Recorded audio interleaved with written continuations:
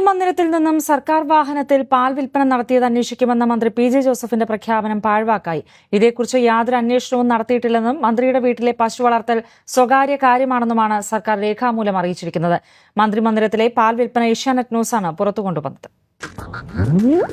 സമയം വൈകിട്ട് 3 മണി. പി.ജെ. ജോസഫിന്റെ ഔദ്യോഗിക വസതിയായ നന്ദൻകോട്ടെ പെരിയാറിന് മുന്നിൽ ഒരു ആഡംബര കാർ നിർത്തിയിട്ടിരിക്കുന്നു. പി.ജെ. ജോസഫിന്റെ തലസ്ഥാനത്തെ മന്ത്രിമന്ദിരത്തിലെ പാൽ വിൽപ്പനയായിരുന്നു ഏഷ്യാനെറ്റ് ന്യൂസ് ആഴ്ചകൾക്ക് മുമ്പ് റിപ്പോർട്ട് ചെയ്തത്. മന്ത്രിയുടെ വകുപ്പിൽപ്പെട്ട Kerala rural water supply and sanitation agency executive ഡയറക്ടറുടെ വാഹനമായിരുന്നു എല്ലാ ദിവസവും പാലുമായി പുറത്തേക്ക് പോയിരുന്നത്. തലസ്ഥാനത്തെ ബേക്കറിയിൽ സ്ഥിരമായി പാലെത്തിച്ച് വിൽപ്പന നടത്തുകയായിരുന്നു.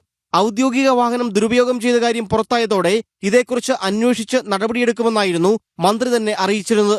എന്നാൽ പിന്നീടൊന്നും സംഭവിച്ചില്ലെന്നും യാതൊരു അന്വേഷണവും നടന്നില്ലെന്നുമാണ് സർക്കാർ തന്നെ സമ്മതിക്കുന്നത്.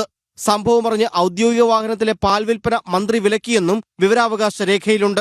എന്നാൽ സർക്കാർ വാഹനം ഉപയോഗിച്ച് എത്ര ലിറ്റർ പാൽ വിറ്റെന്നും എത്ര പശു ഉണ്ടെന്നും എത്ര പണം കിട്ടിയെന്നും മറുപടി പറയാനാകില്ലെന്നാണ് സർക്കാർ നിലപാട്. അപ്പൊ തികച്ചും കുടുംബപരമായ കാര്യമാണെന്ന് അദ്ദേഹം ഈ മറുപടിയോടെ സമ്മതിക്കുമ്പോൾ എന്തുകൊണ്ട് പൊതുവാഹനം അതിനുവേണ്ടി ഉപയോഗിച്ചു എന്ന് വിശദീകരിക്കാനുള്ള ബാധ്യത ശ്രീ പി.ജെ. ജോസഫിനുണ്ട്.